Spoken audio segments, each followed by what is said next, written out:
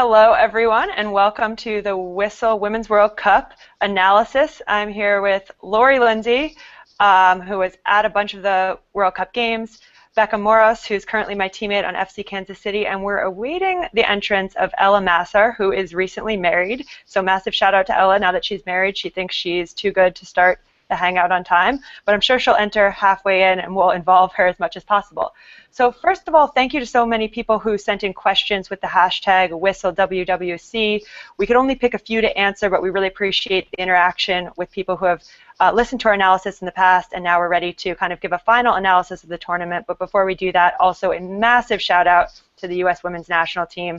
All of us have wonderful friends on the team and are really close to those players, and proud of them as female athletes, but also as our pals who accomplished something really amazing. But we will jump right in, and I'm going to read the question and give a little shout out to the Twitter handle of the person who sent it in. We have at tmac_brown_ asked, do you think this World Cup has shown that women's football is changing and developing in regards to style, pace, and ability? So in general, I'd like each of us to kind of discuss our feeling after watching the World Cup on the state of women's soccer globally. Like, what did this World Cup say about women's soccer as a whole? Lori, we'll start with you on this one. Okay, well, first, Ella's not late. We kicked her off because she got married before some of us who were thought, so now we're pissed. Ella, where are you? Get on this hangout. Okay, back to the soccer question at hand. What was the question? We're discussing our feelings on the Women's Right. World Cup and what it says about women's soccer globally at this point. Yeah, I think no doubt was probably was the best women's event to date in terms of competition, all around style of play. So I think there's in many ways, and the media being surrounded by this and having an impact and bringing up the issues of some of what other females soccer players have in other federations and the struggles that they go through to compete at this level. I think in many ways this is going to be a promising future for women's soccer. And I think whether it's on the field or off, we're only moving forward from here. And not to say there aren't going to be struggles ahead, but I think in many ways this brought out how good women's soccer can be, and how wonderful the sport is just in general. So I think overall it was a huge success, and we're just moving forward. Completely agree. Becca, what are your thoughts? Yeah, I really agree. I feel like we have this conversation every 4 years or every cycle because somehow the women's game advances and we're all really excited about it. And again, I think that this World Cup was thoroughly entertaining, and there were some, new sort of movements in the game and developments that are pretty cool in terms of depth of more nations participating and participating well. I also, in terms of style, pace, and ability, it's cool to see some of the newer nations coming in because they have different things to offer than what teams have brought in the past, whether it's, some of the South American teams, and there's deep soccer culture there, and very different styles depending on what country you're in, so they bring, some complexity to the game, which is cool. And then you have some other nations that, the U.S. has always been at the top of the fitness component and the sports science stuff, but some of these big countries have the depth of like the player pool and the depth of the athletes to be able to compete physically, which then is going to challenge, the U.S. and some of the top physical contenders to be different. And I think we saw that to a certain extent. We saw some of the United States development over the last 4 years in terms of the quality of play and especially in the final 2 games. So yeah, I think this could be a tipping point. Maybe this is going to be the significant, moment in time for women's soccer. If not, it certainly represents the strides that have been made in the last 3 and 4 years since the last big international tournament. So I think it's really great for women's soccer. Yeah, I think that's very well said. Just looking at this tournament and the increasing parity, this tournament was an expansion tournament from the last World Cup. I think we went up to now 24 teams, which is huge. And 3 of those teams in their first Women's World Cup made the round of 16 stage. So that's saying a lot. That means 3 new teams who had never even been part of the tournament were ready for the knockout rounds. And I think that increasing parity, and like you said, Becca, the addition of certain styles of play that we haven't seen before, and countries really developing a cultural style is very interesting and very important for the development of the women's game. Additionally, I think we will see, oh, Ella, the married woman is on. Welcome. I thought it was an hour later my time. It's okay, though. We gave you a shout out while you weren't here, and we're just discussing now the what our feelings are on what the Women's World Cup says about the state of women's soccer globally. So I'm just going to finish up one point, and then you're on the spot. Okay. So one, tell us about being married, and also answer the question. Lori, thanks for the call, by the way. I got so excited when I saw I got a call from Lori Lindsey. Well, we're just pissed. We've already called you out, and we said we actually kicked you off because you got married before us, and we're pissed. So who would ever thought that? Well, anyway, I just have one thing. I don't want to cut Ella off, but I do have one thing to piggyback off of Yael and Becca about this, and about the style of play and the ability and like going forward with women's soccer. I think, and Becca touched on this a little bit with the last two games of the U.S., just finding different ways to play and different styles. Because I think we would probably, all four of us would agree, if we kind of kept playing the same way or the same formation, you could talk about formations forever, but as we had done the whole time in the tournament leading up to the Germany game, I think everyone would be in agreement, and even some of the U.S. players, that they probably wouldn't have won. But it was when we made the transition against the Germany game to go a little bit of a different formation and a little bit different style of play that we actually started playing our best soccer. So even within the tournament, did you see us have to change our style because teams can match us physicality-wise and fitness-wise nowadays? Does that make sense, what I'm adding in? Yeah, absolutely. I think I'll add to that one quick thing before Ella can talk to the subject. But I think that increasing sophistication and tactical savvy, which is something that I talk with Becca a lot about, has caused every team to get better. So there are no longer any easy games, because even an opponent that maybe can't match a team like the US or Germany physically or individually, player for player, now has the tactical savvy, and that's caused everyone to then reevaluate their tactics and find different ways to win depending on the opponent, which I think is, you know, the next level for women's soccer as a whole. Additionally, just last point on this, I think that we've seen the growth of a lot of women's leagues that are, you know, day in and day out every year. The Women's World Cup is once every 4 years, which is wonderful, but the development of those leagues has then impacted the tournament, because there are a lot of players who play at a high level all year round. And then to piggyback off that, the tournament will then again bring an influx of attention to those leagues. So it continues a really wonderful cycle. For example, you see England finishing third, really surprising, making English fans extremely proud. And then I was seeing something on Twitter that the English League has resumed and there are record crowds. So something like that is so valuable for women's soccer as a whole globally. But Ella, what's your feeling on this, on the World Cup in general? No, I think it was fun to watch. I mean, you can see in the NWSL just the excitement that's coming around. I mean, we played last night and we doubled our record crowd. So I think it's pretty cool, and I agree with what Lori said, that I'm a bit biased, but it seemed like when they put in Morgan Bryan, they kind of had to change their system of what they normally played. She's really good with their feet. We call her the Xavi of, Houston Dash, which isn't, okay, say what you want. But, I think she's a pretty incredible player, and I think that's kind of the system that we need to go towards. We can't just outrun teams. I mean, how many forwards on the U.S. scored? Abby Wambach, and when it counted, Kristen had one or two, but these players that had these remarkable World Cups last year and could just run past defense, we have to be a little bit more sophisticated and actually play some footy, which is a good challenge for us and fun to see. Absolutely. We'll go on to the next question. We have 4 questions here today. We had to pick 4 of the many people that sent them in. The next one is from @psychfan_13. Name a young player that you think will be a good leader for their team 8 years from now. So just in general, looking forward, I'd like to discuss some of the breakout stars in the World Cup. I have a few. I'll start off that kind of caught my eye.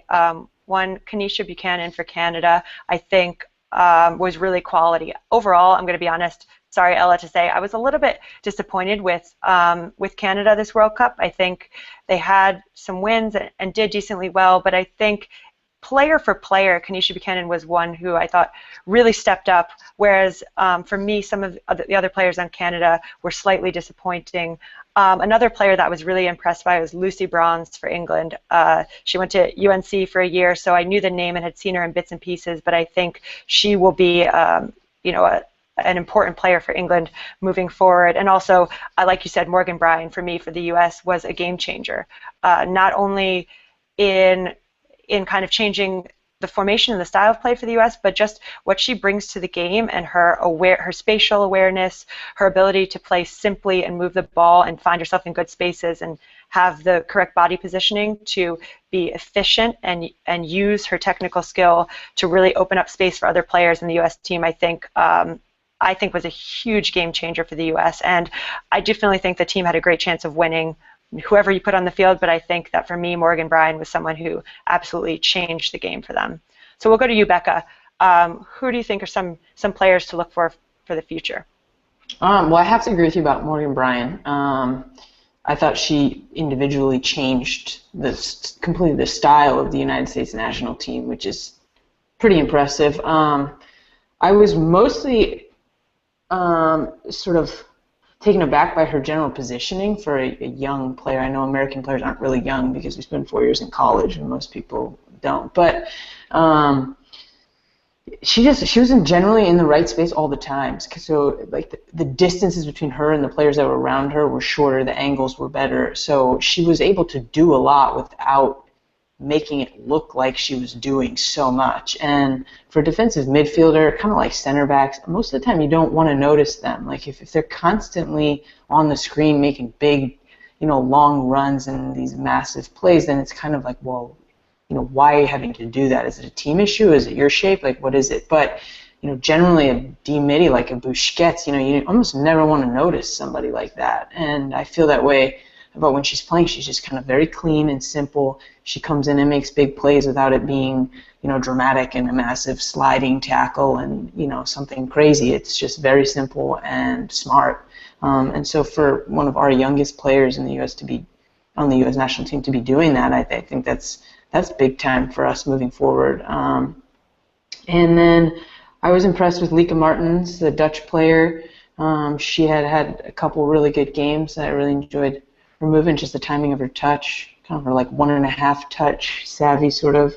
And then who else did I really like? There's some of the South American players who they're all young. Like every single player was young. So those whole teams are going to be really interesting to see as players who are 22 and 23 are suddenly in their later 20s and have been playing for a really long time.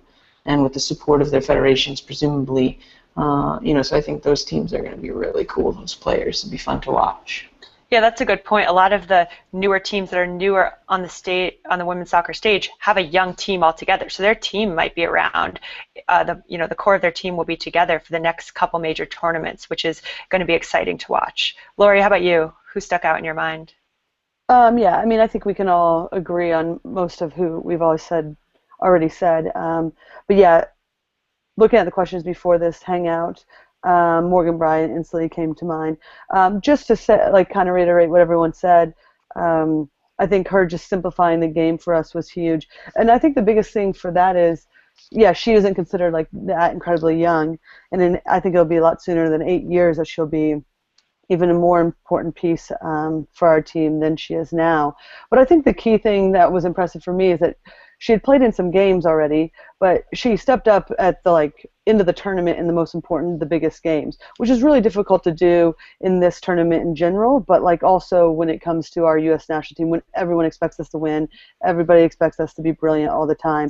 And so for the youngest player, or one of the youngest players, I thought that was incredible. Plus, I think she allowed some brighter stars like Carly Lloyd to shine, where I would say leading up to those games, Carly was just about average, and we all knew that she had more in her, but putting Morgan Bryan in allowed Carly to step up and do what she does really well, which is score big-time goals in big games and play a little bit higher up the field.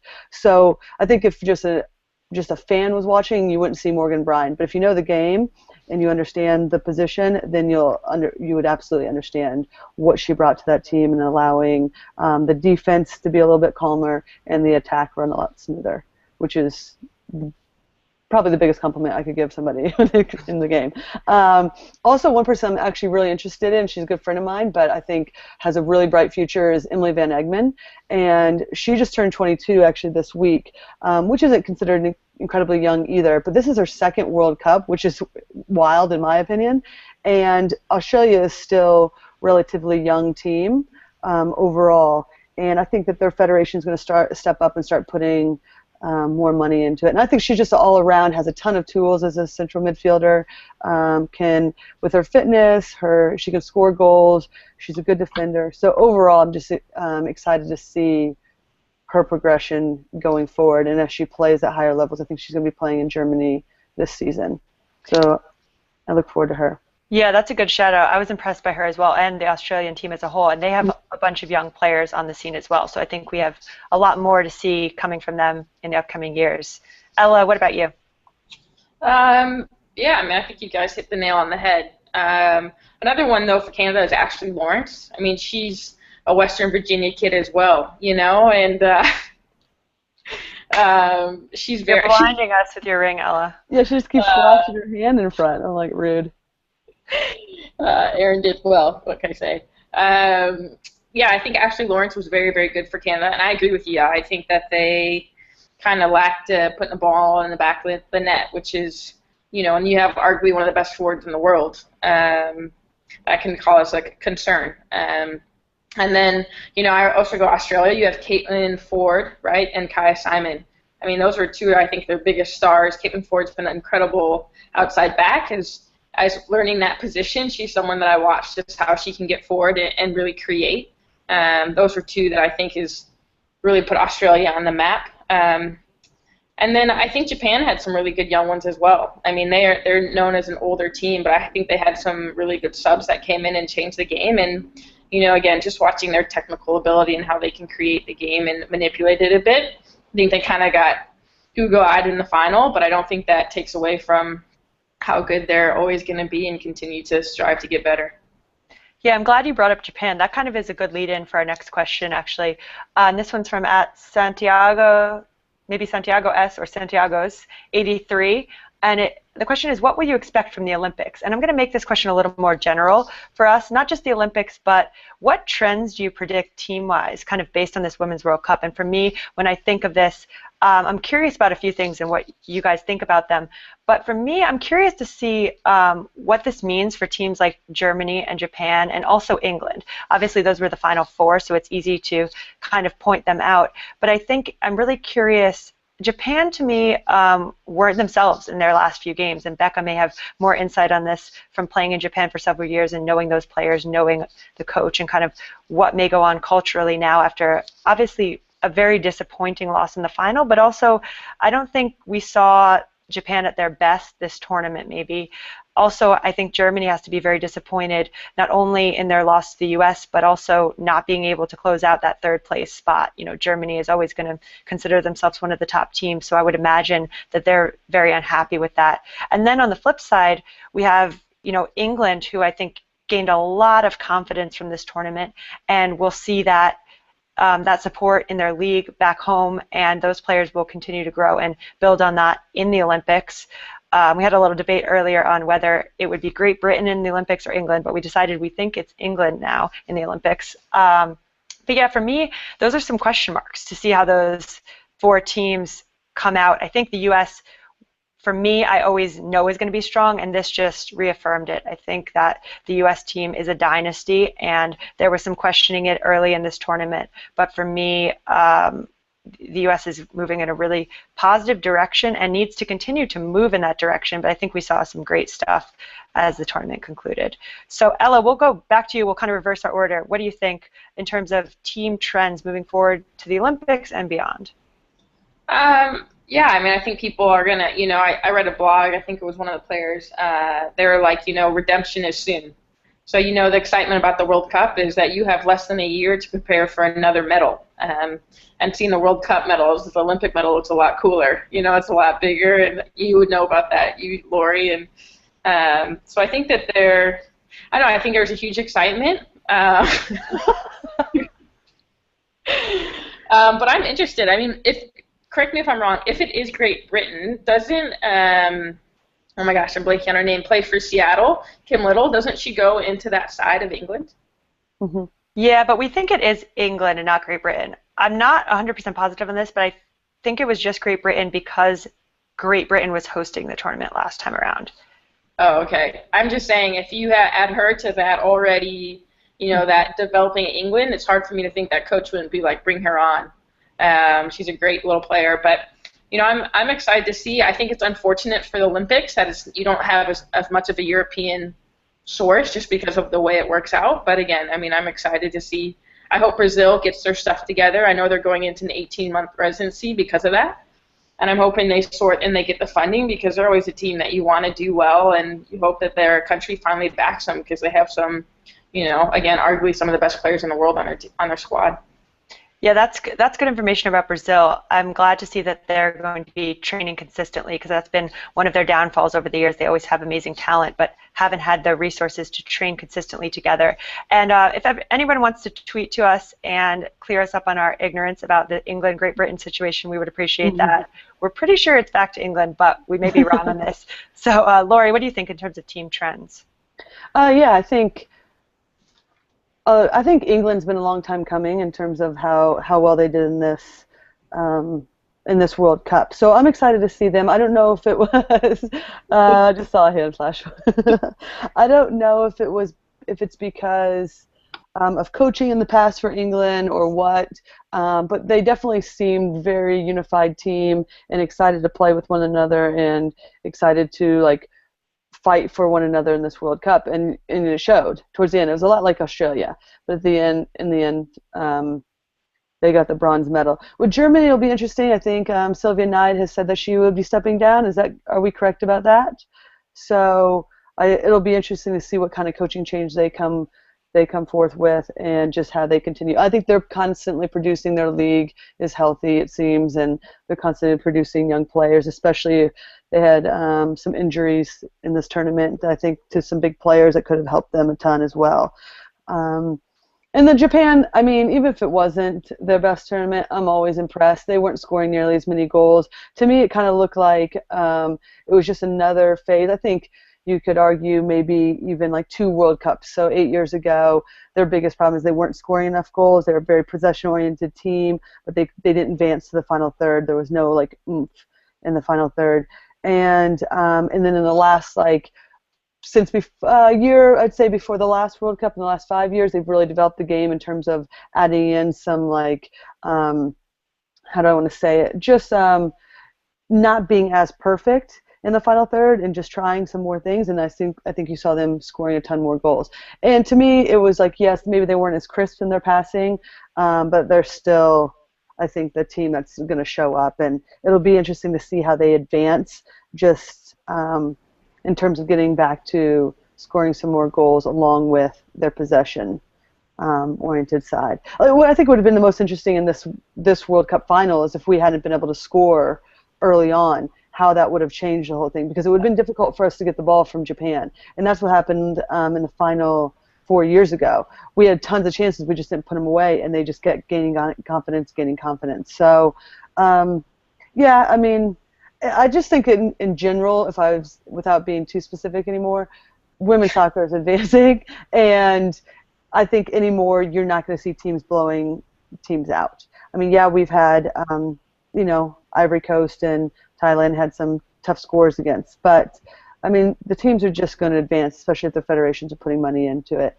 And like we said in the first question, it's just a matter of each team becoming more sophisticated and finding a style of play that's really going to advance each team forward.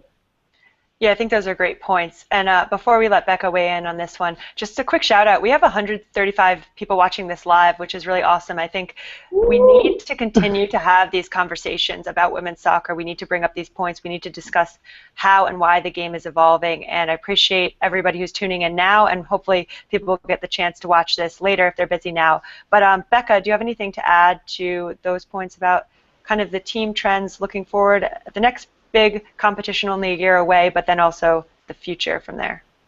Well, I looked up the Great Britain thing, and it looks like it's Great Britain. So maybe Kim Little will be joining the team for the Olympics, which would be awesome. Wow. I mean, none of us want to miss Kim Little, so that would be great.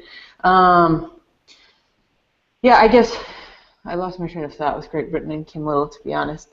But it's not a big turnaround, so I think some of the teams that did well are going to have an opportunity to sort of improve on what they did. I think teams that didn't have consistency or have massive turnovers in personnel based on age or whether it's a coach moving on or whatever, if that affects them, there's not a lot of time to get, any wrinkles out of. It's just going to be quick. So I think that could kind of go a number of different directions for different teams, and but it's also really exciting, with the energy from this World Cup to go into another tournament and have all these teams competing and looking for redemption or whatever you want to say, revenge. But I think it should be really exciting. This was, a big momentum builder, so it'll be cool to see. Yeah, well, thank you for looking up that information. We were wrong about Great Britain. And also, I think those are good points that there may be some personnel changes that will affect teams, but otherwise, it is a short amount of time until the next big tournament. Okay, the last question, and I think this one is extremely important. We touched on it a bit, but we can go into more detail now. At Christina Ziggy asked, do you think with all of the hype around women's soccer now, the wage gap will close at least a little between MLS and NWSL? And I want to take this a little broader again and ask you guys, as a whole, how does the U.S. winning affect the NWSL? And I would like to kind of start with this one by making a slight point about the conversations on the wage gap. I think that, yes, we all want to make more money playing in NWSL. I think that nobody would dispute that. But I think there's a lot that comes before that that's important to consider. And that is the attention surrounding the league, marketing within the league, ticket sales, attendance, sponsorship, TV deals. That all has to come first, and we need to put those things kind of in the limelight, and those need to be our focus on improving those, the quality of play along with that. All of that needs to be improved, and from there, then when there's more of an influx of money and attention and ticket sales, then we can deal with increased salaries and making sure the players are rewarded. But I think whereas we want to make sure we're moving forward in terms of salaries and how we're treated as players, the main thing we can take from this Women's World Cup and from not only that the U.S. won, but how they won and how dominant that team was, is that those players are going to be playing in their local markets now, and everybody has a chance to come support and see them, but also support the league. And before we can talk about this influencing wage gap, I just think there are a lot of other pieces that need to fall into place. So it's a very important conversation that we have. It's important that people are asking questions like that. So thank you, Christina Ziggy, whoever you are. We appreciate the question. And we'll go back the other way now. We'll start with you, Becca, on this one. Yeah, I think I could talk about this endlessly. So I don't even really know where to start. I mean, there's the wage gap between the MLS and the NWSL, but there's just a massive wage gap between the players in the NWSL. Whether there's some people who are making well over $300,000 and some people not even getting to $10,000. And so I think even within the league, that might be something more for us to consider, their own peer group, with our own leadership in the league, with the people running the league, with the people owning teams, and how you value your own product. If some of your product is not worth very much to you, then it's that there's a message you're sending. So overall, I think the more money that gets, that the players make, I think that's a sign of good things to come, just because it's a self-respect, and you want to be around peers who are competitive, successful, confident, come out of the league with opportunities to do things, not just barely surviving. And I think that our peer group growing into powerful people remaining in soccer is the biggest plus that could be gained from the league. And building the league and building women's soccer moving forward for the next generations. I do think that the U.S. national team doing what they did and really coming on strong for those last two games and winning is the absolute best thing that could happen for the NWSL. The attention, the conversations, they're star players than they were before, but the fact that people can go into their market and watch these people as everyday fans. I mean, that's what soccer is. It's not that big of a deal if someone will go watch Messi for 3 weeks every 4 years. It's a big deal that so many people want to talk about Messi all year round and want to show up to see him play in every last thing he does. So if our players turn into players like that, where people, they're relevant every day to people, like they're real everyday fans, real season ticket holders, people who really want to watch and know these players, that's going to be the best thing for the league. And as far as U.S. soccer and the women's national team, killing it in the finals, I mean, that's the best thing for all of women's soccer in the U.S. That's very well said, Becca. Lori, do you have something to add to that? I mean, I agree wholeheartedly, and I think Becca is exactly right. Internally, there's a huge wage gap that I think eventually needs to be addressed. But at the same time, I mean, that does take time, just as long as well as like the ticket sales, building the fan base, everything that you had spoke about too, Yael.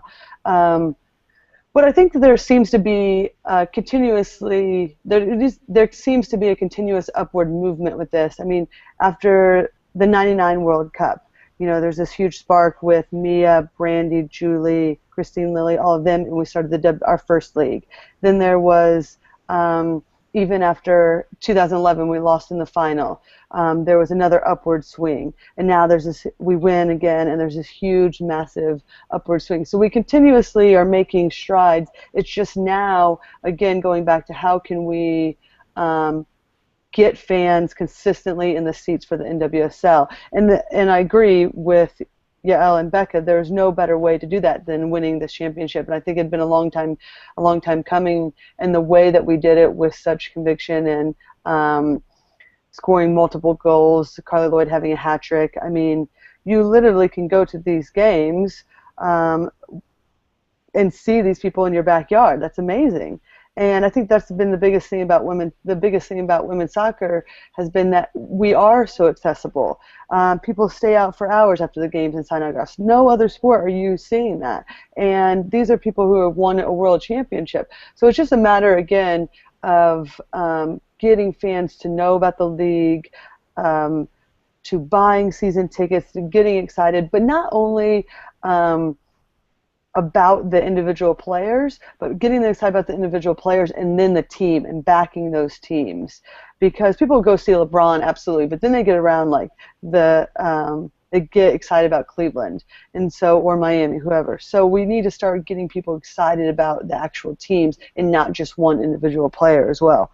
And then I think, but overall, I mean, this is so exciting. Like Ella said, 13,000 last night at their stadium. That's incredible. I think we have Seattle coming to DC this coming weekend. They're expecting, I think, a sellout crowd. So it's just bananas right now, and it's awesome. So we just need to continue to expand on this. Yeah, those are great points. And Ella, when I saw the attendance for your game, I wasn't surprised, but these things are great to see. So what was the atmosphere there like, and how do you think this will affect the league moving forward? No, I mean, I think it's, for a lot of us, it's a lot of those girls, that's a World Cup to them, playing in front of 13,000 people and seeing that type of energy and environment is pretty cool for them. And I don't know, it's like, for us, it's important for us to show the owners that it can make it through a World Cup year, that we can make it through an Olympic year, because I think that's been a huge problem, is that you have 2 really good years, and then you have to find a way to keep the fans excited and coming into the games and World Cup and then Olympics. Because on the men's side, you don't have this. You have a youth team going to Olympics. And for us, it's our full team for both. So I think that we had 90 sponsors that have never come out to the women's game before come yesterday to our game. And they were excited, and that was, I think a lot of MLS teams are watching us compared to Portland. Portland's an anomaly. They have this incredible fan base, but Houston, I think it's a lot more feasible for other MLS teams to see, okay, can this work? Can it be profitable?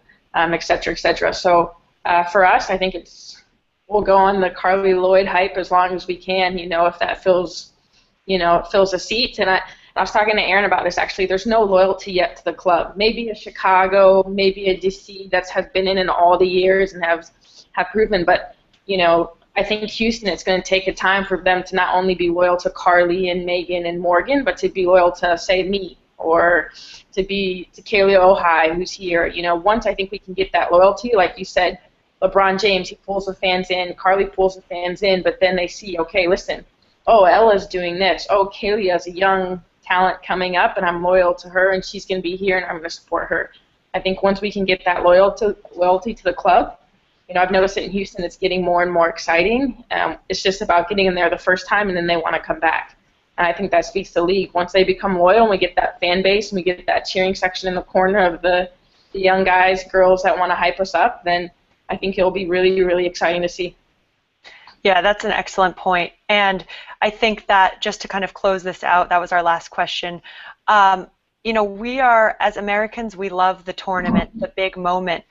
But it's important to remember that not only do we have that tournament every 4 years, we are playing in a league week in and week out every year. And it's so important that we are so proud of the heroes on the U.S. women's national team, but that we continue to work to build that week in, week out support and fan base. So kind of our call to action to all of you out there is to buy tickets to your local team. If you don't have a local team, buy tickets and donate them to a market that you support. Become a fan of not only the heroes that you saw on TV in the Women's World Cup for the U.S., but become a fan of their club and actually a supporter of that club. And I think that's the next step for women's soccer in our country. So if we can all make strides to do that, I think we'll see continued improvement, not only in the U.S. but worldwide, and it's so, so important for what we all do and what we're passionate about.